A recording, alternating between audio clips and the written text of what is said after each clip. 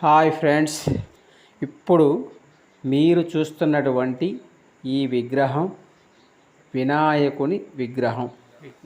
ఇది మా గ్రామం అయినటువంటి పాత రేబల్లె గ్రామం, చింతలపాలెం మండలంలోని సూర్యాపేట జిల్లాలోని పాత రేబల్లె గ్రామం.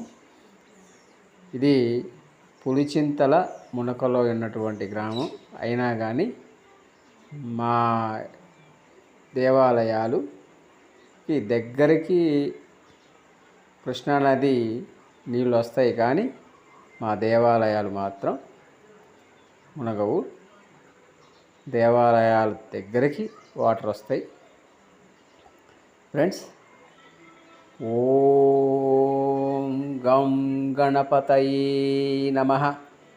ఓం గం